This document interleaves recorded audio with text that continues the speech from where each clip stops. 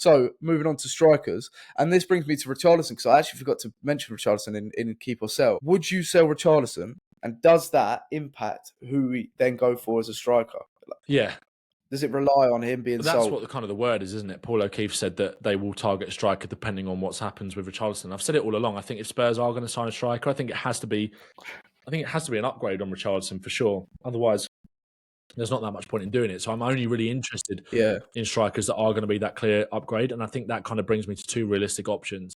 Ivan Toney, who actually isn't playing for Brentford at the moment. So no, he's not, is he? It's a bit of a bizarre one. They scored 5 goals without him yesterday. He hasn't been playing for the last few weeks.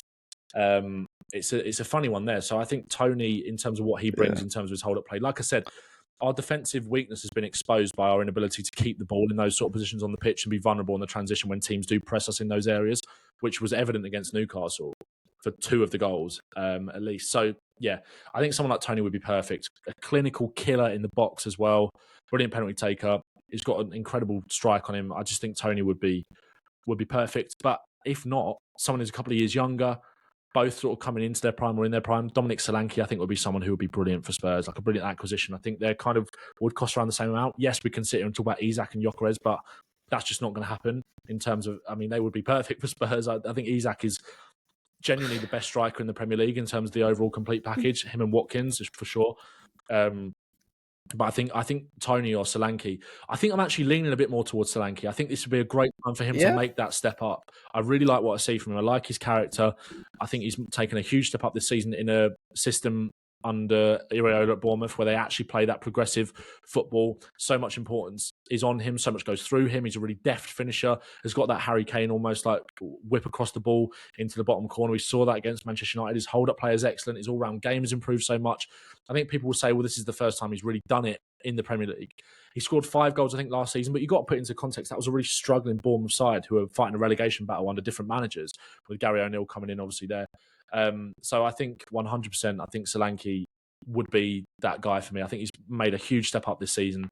I like him. I think he's the guy for me. I think I'd go with Dominic Solanke. I think I'd actually go with him over Toney, yeah. Really? Because they'll both cost the same amount of price, Solanke and Toney. For me, I think Toney is a level above Solanke. Yeah, I do agree with that. But again, you're talking about the age difference, a couple of years. Solanke will be in a pump probably at the same sort of age. Thing with Solanke is that I don't know.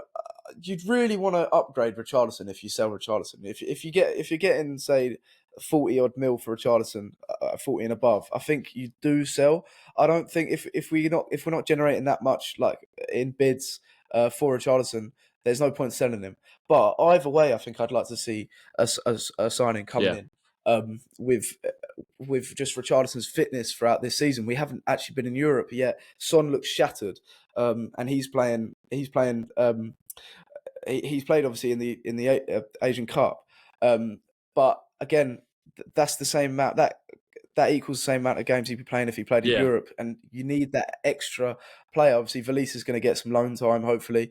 Scarlett, but it leaves Richarlison and Son. But if Richarlison keeps getting injured, we need that player that's going to come in and we've been crying out for a player that can come in, hold the ball up, be dominant in the box, just be a nuisance. Richarlison can do that to the much higher standard than Son, obviously, but even still, I still think we can upgrade in that sort of that striker mold. And Solanke, if Solanke comes in, I can see we could have Solanke and Richarlison, I think, and have Son as someone that can cover both positions, because they do offer a different dynamic for Richarlison and Solanke. Richarlison's so effective in the fact that he's just such a rat, isn't he? Like he's such a hustler, and he gets in the face of the opposition. Solanke, again, can hold the ball up. His link-up play is really good. He's quite silky when he runs with the ball. He's very aesthetically pleasing. He also seems like a great lad, like as well. I'm saying lad. I'm 20 years old. He's 25, but he seems like a really humble person, like to have around the dressing room. I can see him getting along with like Maddison and Blair's in our dressing room. Toney doesn't seem that, and I think Postecoglou will see Solanke or Toney, someone that's quite humble, someone that wouldn't necessarily be causing headlines if Son starts ahead of him in a game where we're going to be playing in a more transitional game. or if Richarlison gets game time. Solanke, obviously, he'll be ambitious. He'll want to play. But Toney, I feel like if Toney's not starting every game, he'll throw up a fuss, and the first chance he gets of throwing the club under the bus, he'll do it. Obviously, he's got a track history of doing that for Brentford, so why wouldn't he do that for Spurs? And also, the thing about Postecoglou is, so you see Toney gagging for a move. He's gagging for a move to the top six, and then you look at Solanke, who it hasn't even been really linked to move away, but he probably will move from Bournemouth this season after such an impressive season. But you look at Solanke and you think he's not going to throw a fuss if he can't leave Bournemouth. He'll carry on doing his thing, but if a team comes in for him that he sees as the right path, he'll probably sign. But Toney's the antithesis in the fact that he's gagging for that top six move. Postecoglou will look at that and think, I don't want. He may think, I don't want Toney because he'll take whatever he can get. Solanke, I want Solanke because, and another reason is that he sort of resembles that Postecoglou, the player that sort of epitomises what Postecoglou wants, in the fact that they've gone on a journey and they've shown the mentality to go get back to the top. They've struggled in their journey to the top, and it just shows, it's testament to their character. Yeah. So obviously Postecoglou had a lot of setbacks in his managerial career. He'll sign players like Vicario that have made their way from the bottom to the top.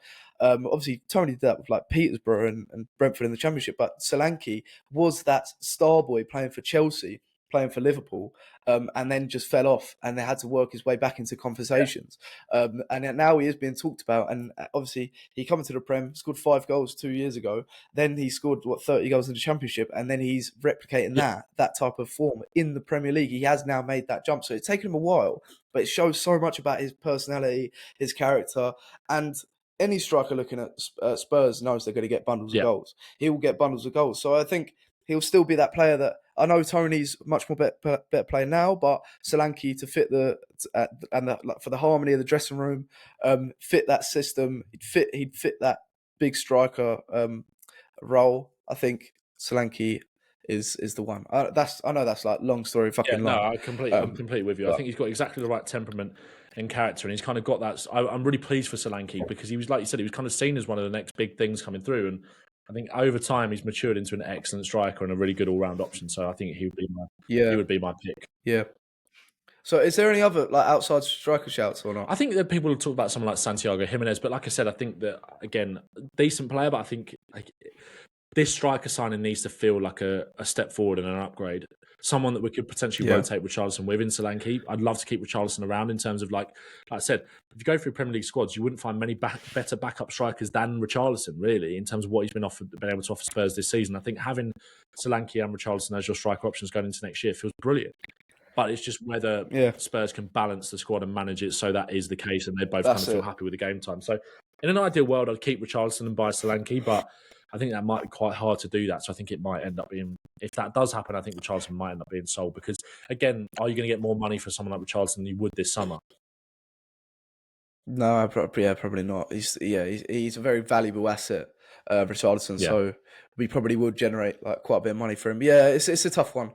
It's a tough one. What we need is like a Fernando Llorente, come in, do a job, it doesn't complain at all, and is a clutch player in those big moments. I mean, that season when we got to Champions League final, he was outstanding, absolutely outstanding, and he didn't throw up a fuss ever. And he come in whenever we were playing against a low block, and he'd score, or he'd provide assists, or be that target man. And he was that plan B. And a lot of people look at, we need a plan B. No, we just need a profile that allows us to break down low blocks. And not Llorente. I'm not even comparing Llorente to Solanke, because I think Solanke is a more complete player than Llorente. But someone that could just come in and do a job that just offers something different to Richarlison or Sonny would be perfect without kicking up a fuss. Perfect then. So let's look at what you've done transfer wise. So you're going for Solanke,